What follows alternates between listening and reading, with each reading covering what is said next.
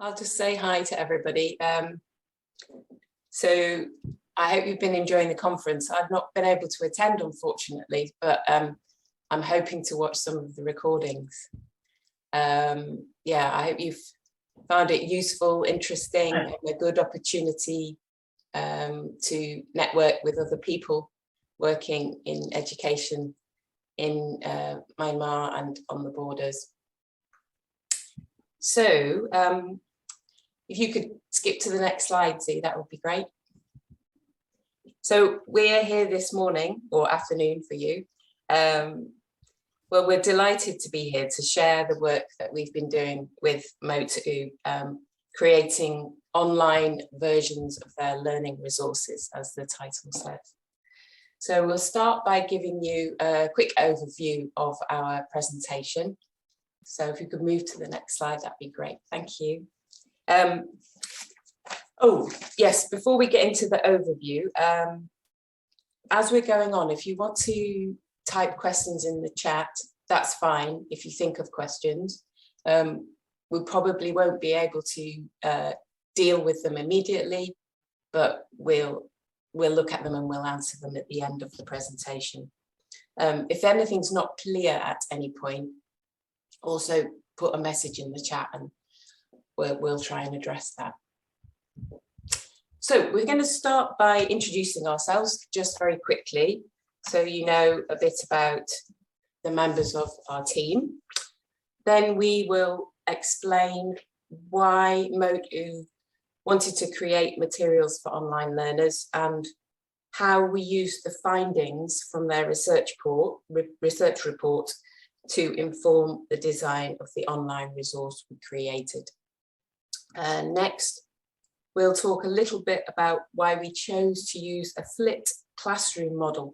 This was to integrate live teaching lessons on Zoom or Google Meet or Teams, so live video conferencing teaching sessions with online self-study material that we created for the Mote Oo website. After that, we are going to hopefully play a short screencast which will show you the online pilot resource that we've created. We used Mote Oo's social science and the humanities coursebook as the basis for the online pilot resource. And then before we take questions, we'll end by discussing what the next steps of the project will be now that we've created the pilot resource. And we'll also explain how you can get involved in piloting the resource if you would like to.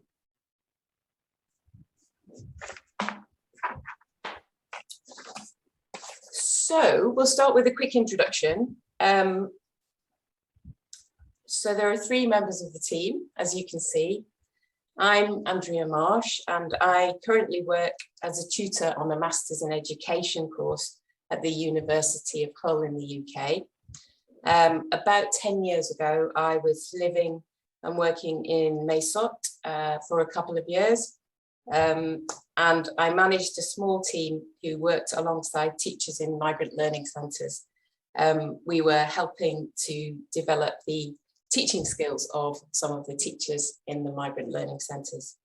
When I was working in Mote on the border, the team also contributed to teacher training programs with the Teaching Preparation Centre and World Education. So after leaving Mote, I was based at Yangon University for a couple of years, and I was working on a capacity building project with the National Centre for English Language. Z, do you want to introduce yourself? Yeah. Hello, everyone. Thank you for having us here. So I'm Zahnur, or Z. I was in Myanmar between 2011 to March 2021. In total, about 8 years, because I left for a bit. I volunteered and worked for different organizations like Teach for Myanmar, the WA Education Foundation, and the British Council. My roles were mostly as a teacher and academic coordinator. At the moment, I'm doing research on post-secondary students' experience on well-being, also with a local NGO for my dissertation. I think that's all. Yeah, thank you. Davie. Hi, Channon Davie, Minglaba. I worked for the British Council in Myanmar for about, I guess, around 13 years. And in that time, I was involved in several outreach projects, including supporting education in the non-formal monastic sector, the promotion of citizenship education, also a research project on child-centered learning together with POPIN. And I also worked with Andrea at the National Centre for English Language at Yangon University for a couple of years on a teacher training project. So I'm currently a teaching fellow at Royal Holloway University of London, where I've been heavily involved, I would say, in the digitalization of our teaching and learning materials. So that's our introductions. Obviously, we haven't got time to have everybody here give a full introduction, but I thought it might be useful to know how many of you are working in school, college, learning centre, university, so some kind of educational institution, I guess. So if you could just raise your hand to show, just raise your hand and say if you're working in a school, college, learning centre or university. So you can use the raise hand icon or just put your camera on. Just a quick look. With the Grinch. Okay, I can see a few hands going up. That's great. 1, 2, 3, 4, 5, 6, 7, 8, 9. Okay. If you put your hands down, thank you very much. 10. Yeah, there's a few. Okay. Yeah. All right, that's good to know. So we've got a few people here who may possibly want to use the resource. And also, can you put your hands down and put them up again if you've used any of Mote Oo's course books? So if you've used any of the course books that Mote Oo produce, it'd be really interesting to see if we've got people here. Oh, quite a few, that's great. I can see about 1, 2, 3, 4, 5, 6, 7, 8, 9. Yeah, about 9 or 10. And Iman Shaw's happy about that. She's put a little heart up. Okay, fabulous. Thank you very much. So I've got a little bit of an idea who the audience are.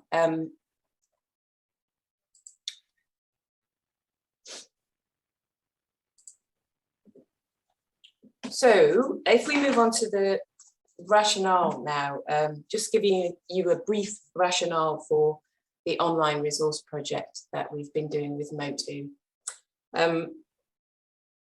So Mote Oo, I mean, obviously they recognise that there'd been a shift to online delivery of learning in Myanmar because students and teachers were having problems safely accessing face-to-face education, going to schools and having classes in their schools. So obviously they wanted to help teachers to manage the transition to online working, and they started running online training workshops. They felt that there was a need to do more. And so they had the idea of adapting the textbooks that they produced into a digital format so that they could be used more easily to teach online. And they commissioned some research to find out in more detail about the challenges that students and teachers were facing when conducting online learning. There was another session earlier this morning by Joanne and Hamar, who they were responsible for doing this piece of research. So you might have heard about it if you were in their session.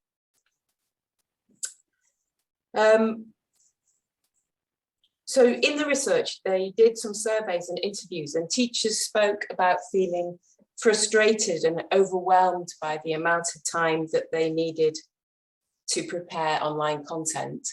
And they sort of, some of them were expressing the view that adapting materials for online learning was not something that they had the skills to do.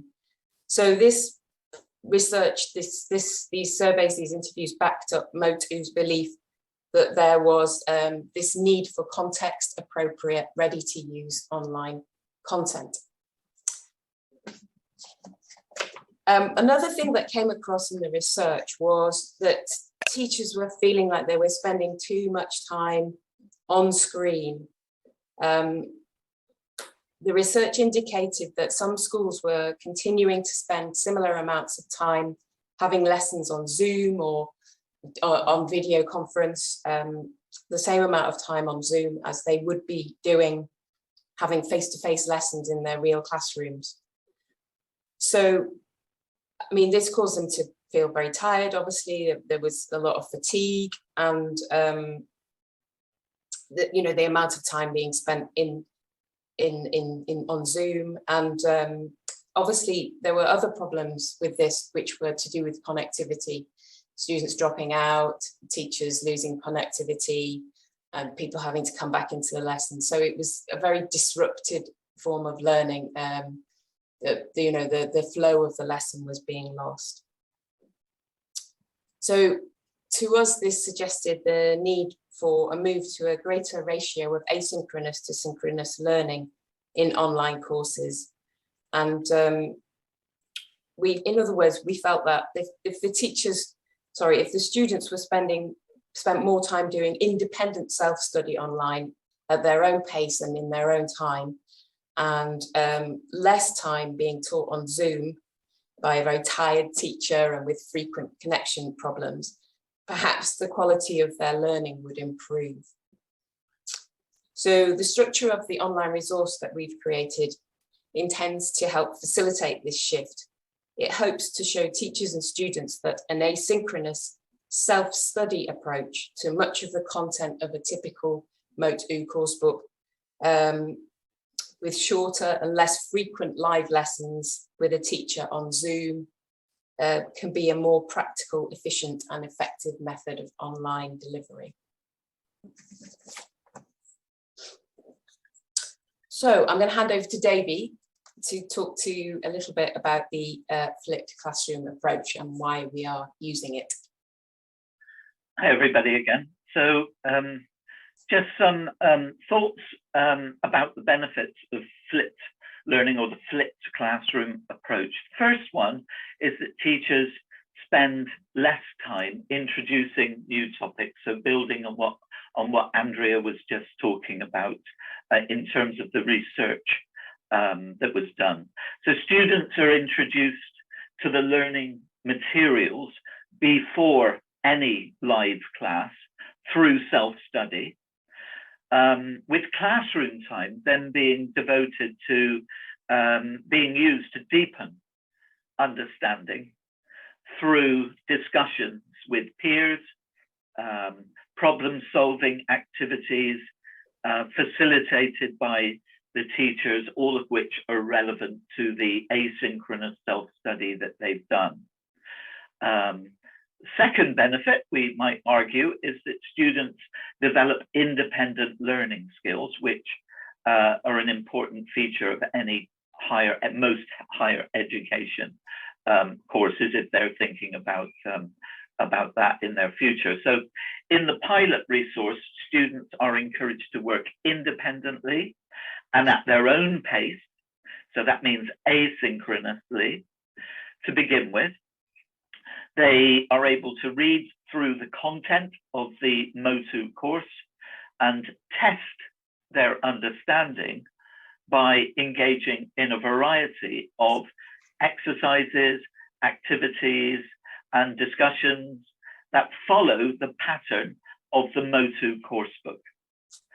So this would be followed by synchronous learning in real time, either in a physical or in a virtual classroom. in which the teacher can then provide students with feedback on the tasks that they've done in their asynchronous self-study, and perhaps tasks that are relevant to this independent study that they've done. Thanks, Lee. So third possible reason is that students who are absent for any reason do not fall behind. So if there are any connection issues at a particular time, they need not fall behind, because the introductory information will always be available online for students to catch up on in their own time. So the various quizzes, which we'll show you briefly in a moment, are always there on the LMS for students to be able to do at any time. Okay, thanks, Lee. And the final benefit is that students are able to build a deeper understanding, because students are actively involved in the construction of the knowledge that they are acquiring. Okay, so they can build a better understanding with teachers helping them to expand upon their knowledge. So proponents of flipped learning emphasize the deep learning or higher level cognitive skills that it encourages. Okay, so those are 4 benefits of flipped learning, or the flipped classroom, to think about, but there may well be other benefits. And of course, there will also be some challenges as well with this new approach. Okay. So now we're going to watch a screencast, which will demonstrate how the LMS puts these principles of flipped learning into effect.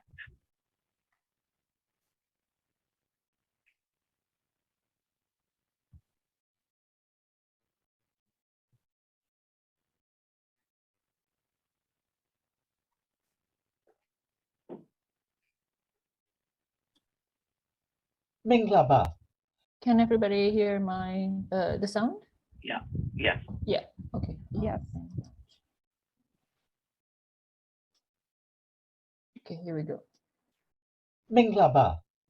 In this screencast, we'll demonstrate how the Mote Oo course, Social Sciences and the Humanities, has been transferred to an online pilot resource using TutorLMS.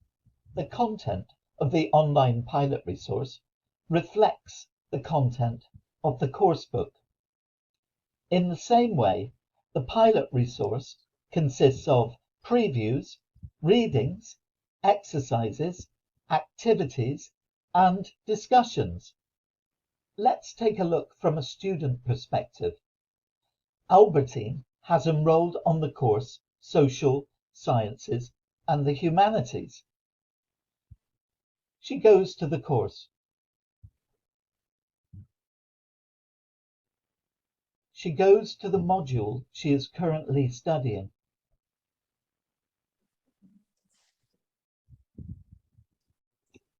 She has already finished reading. And now she'd like to do a quiz to check her understanding. She clicks Next.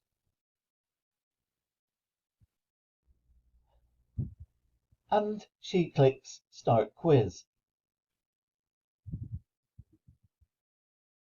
It's a multiple choice quiz.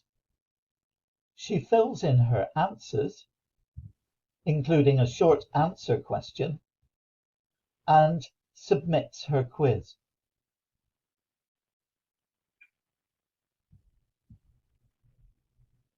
She can view her attempt.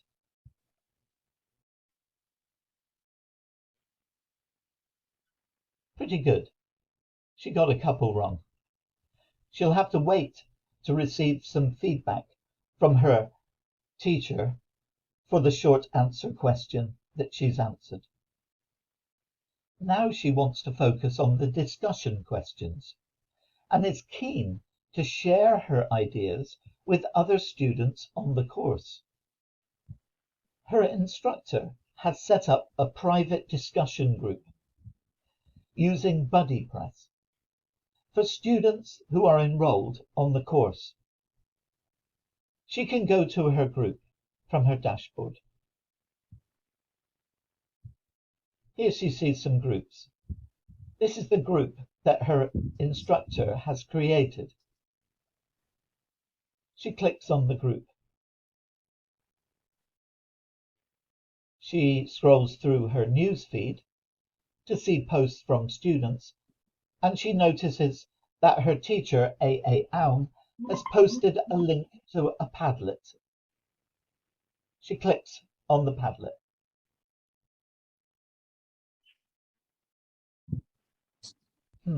Interesting. She's posted her own comment alongside some of the other students in her class. If she wants to, she could add a comment to any of the other students. There are many types of quizzes. Each one corresponds to content within the Mote Oo coursebook. For example, text matching,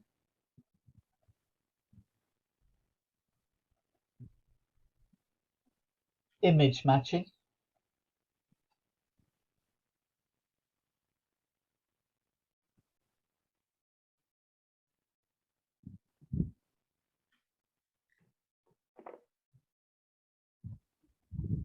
short answer questions. All of these require the same level of critical engagement. Each student has a dashboard from which they can evaluate their quiz attempts and see the feedback that their tutors have provided. However, Albertine's done quite enough for today and decides it's time to log out. We hope that you've enjoyed this presentation. Jesu Timbare. Minglaba. In this screen. Oops, sorry. Okay.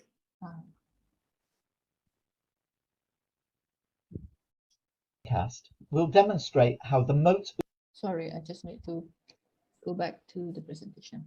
Okay. Yeah, we'll just give Z a minute. She's going to present the next slide. So once she's got out of the video cast. You ready, Z? Yeah. Okay, I'll hand back over to you. Thank you. So building on Davie's presentation about the self-study material online, we also have these, we call it synchronous materials.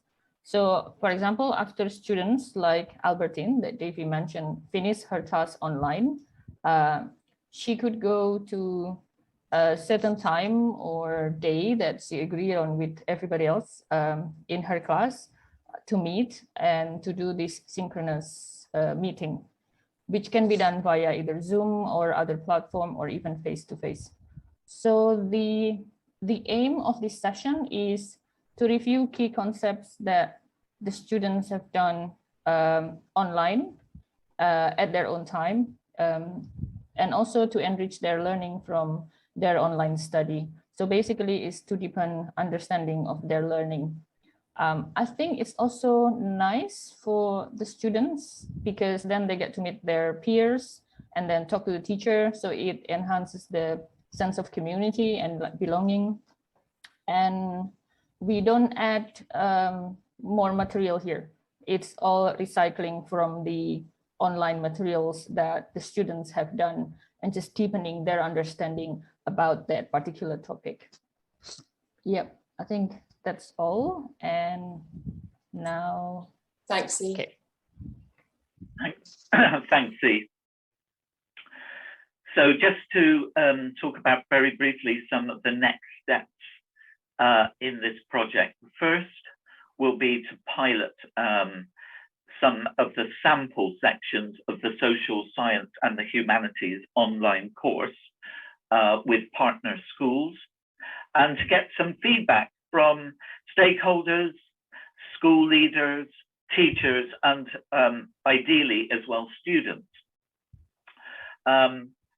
Second thing would be to make any amendments to the content and format in line with the feedback that we receive. The third is to build some more online content based on Mote Oo's portfolio and using the pilot resource as a template for that. Okay. The fourth thing would be to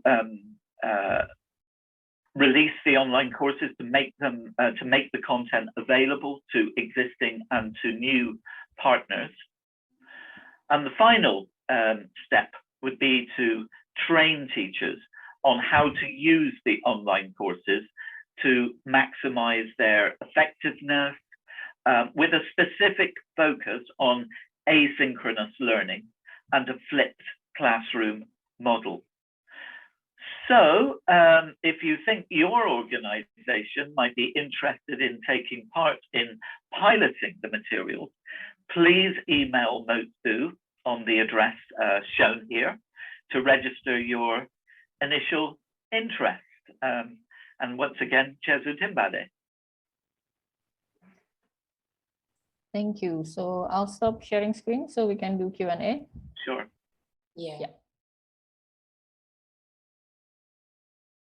It's a great question. That go on. I can see Davie's itching to jump in and talk about it. Yeah. Well, just only very briefly to say that, because I did mention with the flipped learning approach that there are challenges, and perhaps the main challenge with the flipped learning approach or the flipped classroom is that if students, for whatever reason, do not do the asynchronous self-study activities before the live class, then they're not in such a good position to be able, obviously, to deepen their understanding at that point. So that's the challenge. But I've been using flipped learning now with students here for the last couple of years. The feedback has been really positive. It represents quite a shift for the students to begin with, because they're asked to do more independent study. They're doing their homework before the lesson starts.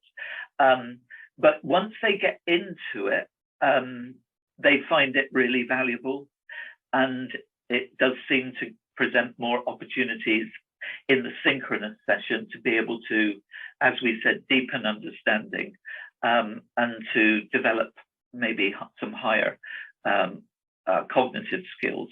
But there will be a challenge, I think, initially. But that's the issue with, that's the challenge of flipped learning approach generally. So I'll say that's all I can say really with that at the moment. Can I jump in as well and just say, I mean, it's a very good question, and I think that a lot of learner training needs to take place so that students understand the benefit of self-study, and you sort of need a critical mass of students, and that if enough students within a class start to take on the idea of flipped learning and do the online self-study, then you'll kind of be able to bring everybody with you. So I think the teacher has some work to do to create that, that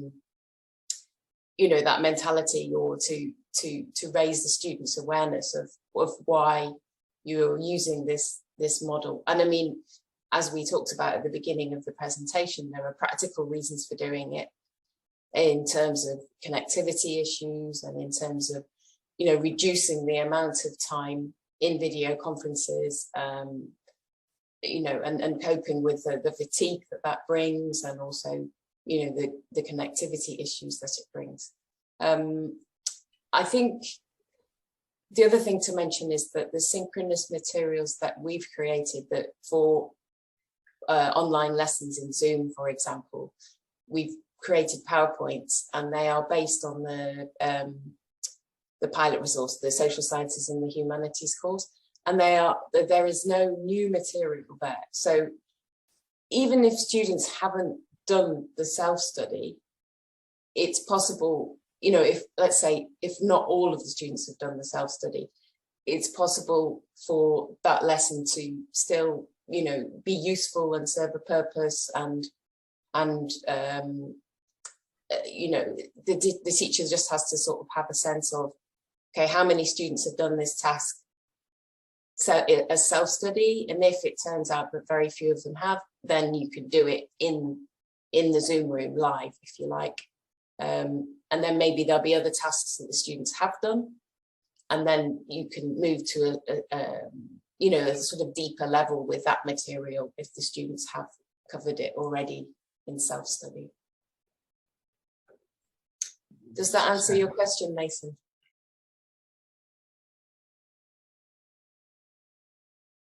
The course should be completely compatible with mobile phone technology, and some of the activities we've tested out, because Z is based in Indonesia, and she's tested out some environments with lower connectivity, and so far we've not had any major issues with that. So hopefully that will be good. Zeke, if you just speak to that for a second, you've tried it out on a mobile phone, right? Yeah, so in Indonesia, we have also different degrees of connection strength. At the moment, I'm in Jakarta, connection is good. But in my parents' home in the village, for example, the connection is really slow.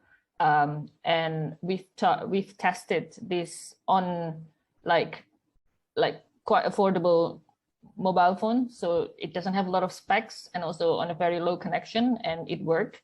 So hopefully it also works. But I think if there are some technical problems, then maybe the pilot will help us, informing us about this, and then we can do more things about it.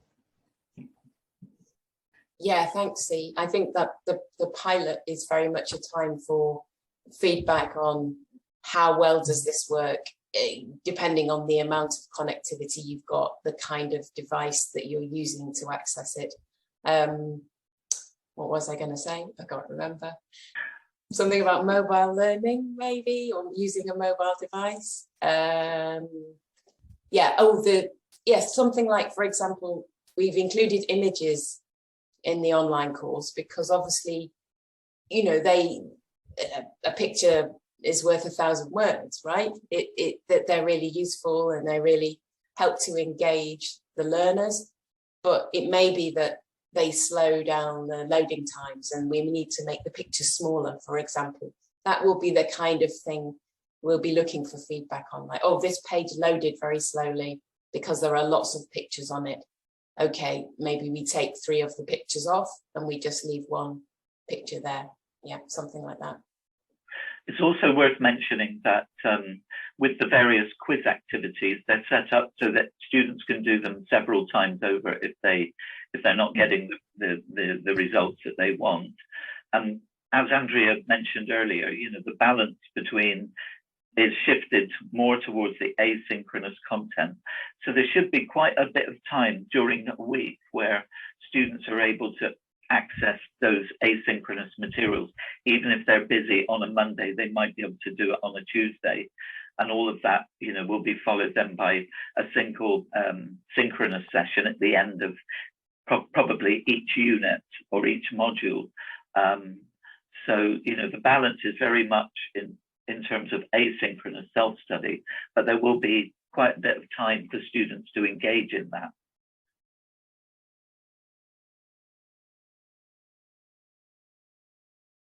Okay, I'm not sure about. I'm not sure about charging or not charging. I think that will be because this is Mote Oo's course. I also have my personal opinion on that. But in terms of motivating students, I think that's why the synchronous element is very useful, you know, where the student and teacher meet online and then talk about their difficulties. I have been studying my master's using flipped model also in the past 5 years. So I've been a student. And yeah, it's really hard to motivate myself if I just work on my own in front of my laptop, you know, in my little room. But then if I know, for example, oh, on Sunday, I will have to meet my friends and my teacher and I have to talk to them. I'm kind of like, usually if the meeting is on Sunday, Saturday night, I'll be like clicking everything and trying to get ready. But I think the meeting together with other students and teacher can really motivate the students. Maybe Andrea would like, yeah. Oh, yeah. Davie.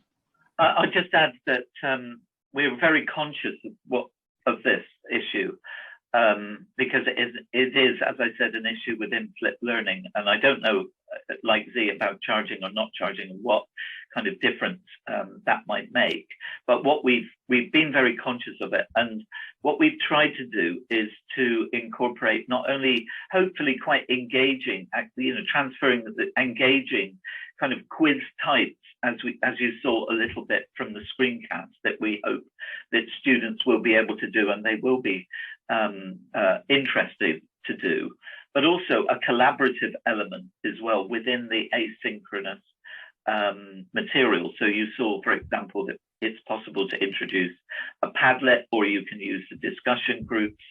So many online courses don't have that asynchronous collaborative element, which I think is a weakness, whereas we've tried to incorporate that throughout the course. So there are opportunities for asynchronous collaboration, and also, as Z said, at the end of the week, to meet the teacher, to be able to discuss any issues that they're having and receive any feedback or further tasks. So hopefully that we hope, but you can never guarantee with any course how motivated students are going to be to do it, and that's quite individual as well. But we have addressed, as far as we can, some of those issues.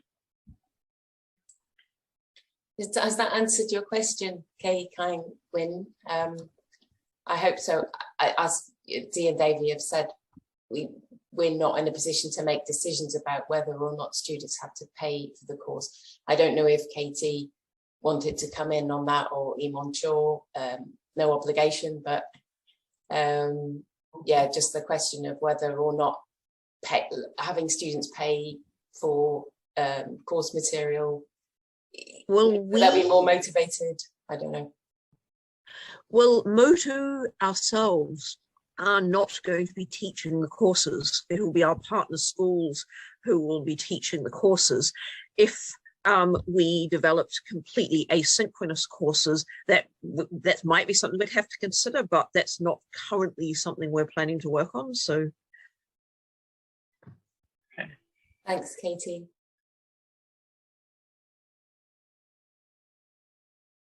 Another good question.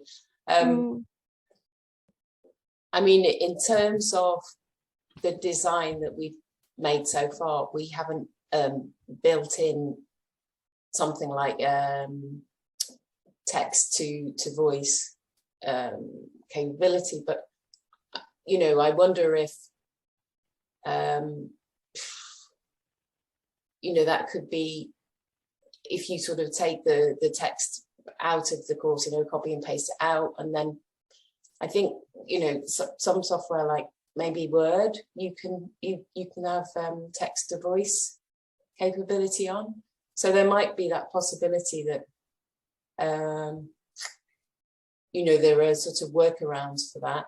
I mean, in some ways, I guess online self-study is enabling people with certain kinds of disability to be able to access study more easily. If someone has mobility issues, for example, then obviously online learning has the potential to overcome that. But yeah, go on, Davie, sorry.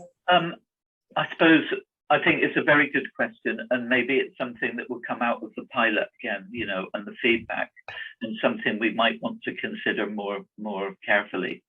But one thing I will say is that in terms of the principles that have guided us in the choice, for example, of the LMS that we're using, because we did quite a lot of research into various LMSs such as Moodle, etc. And the reason that we've chosen this particular LMS that we're using is because of its simplicity.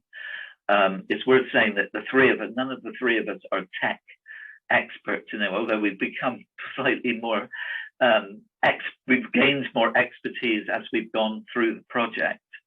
But what we all wanted was something putting ourselves, as we're all teachers, and putting ourselves in the role of a teacher, what is simple, what is easy, what is a clean appearance that doesn't have a complicated look to it, that anybody could most people would be able to work through quite easily. So I think simplicity and ease were very much guiding principles for us. And I think that feeds into that idea of inclusivity as well. Thanks. Thank you for, yeah, thank you. well, we'd be open to, to feedback on ways that the course materials can be made more accessible to, to widen participation, Yeah. Yeah.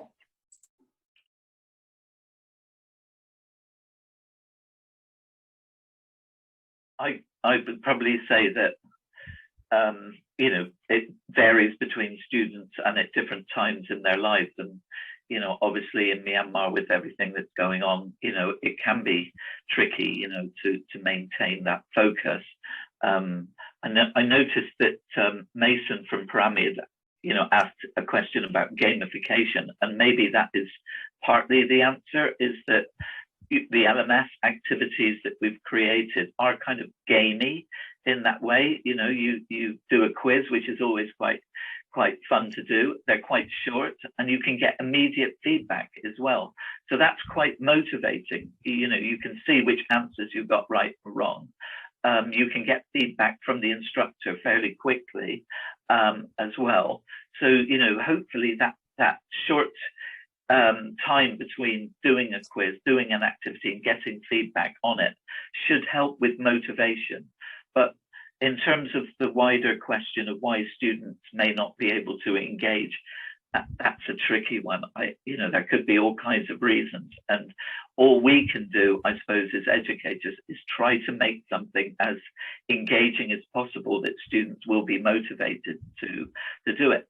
If the course is mobile, as we said, it's mobile friendly, they could be doing it on the bus, they could be doing it at any particular moment, when they're on the move. So that should hopefully help with that as well. Can I just say one more thing? And that is that one of the other principles that guided us was so that students did not have to continue to go outside of the course to other platforms, which can be quite tricky in terms of connectivity or in terms of logic. Where do I go for this? So everything in the course really is within, as you maybe saw in the screencast, everything is there on the page for them to do. There's no need to kind of go to other platforms usually to engage. So that again might make it easier for students to do the self-study or be motivated to do the self-study.